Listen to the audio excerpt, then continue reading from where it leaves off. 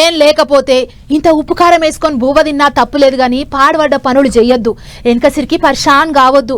కానీ నిన్ని అలా పైసల ఆశకు చాలా మంది దారిన పోయే దరిద్రాన్ని నెత్తిన పెట్టుకుంటుర్రు.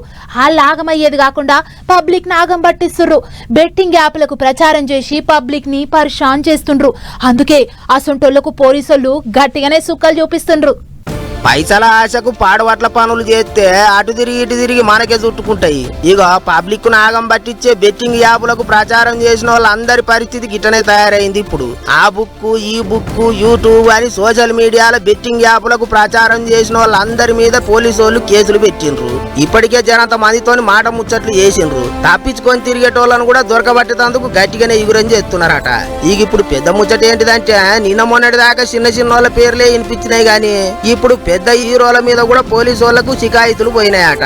బెట్టింగ్ యాప్లకు ప్రచారం చేసిండ్రని రామారావు అనేట ఆయన పోలీసు వాళ్లకు ఫిరాదైండట. మరి ఏం చేస్తారో చూడాలి. ఇక అది అట్లుంటే ఐపీఎల్ ఆట సురువైంది కాబట్టి బెట్టింగ్ లేసేటోళ్ళు జోరు పెంచుతుంటారు. అందుకే వాళ్లకు పగ్గాలేసి సుక్కలు చూపించాలని పోలీసు వాళ్ళు కూడా గట్టిగానే తయారైనరు. ఎవరు బెట్టింగ్ల జోలికి పోవద్దు, ఆగం కావద్దని గట్టిగానే ప్రచారం చేస్తుండ్రు. కొన్ని ఆన్లైన్ బెట్టింగ్ యాప్లను సెంటర్ సర్కార్ వాళ్ళు కూడా బ్యాన్ చేసిండ్రట. ఇంకో దిక్కు ఇప్పటిదాకా కేసులు బుక్ అయిన వాళ్ళ 4 విచారణకు పోయినరాట.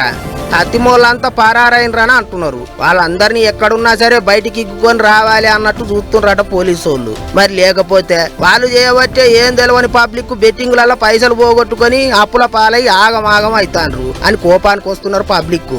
అన్నట్టు అయ్యవ్వలు ఇంటే పొలగాండ్ల మీద ఒక కన్నేసి ఉంచుర్రే.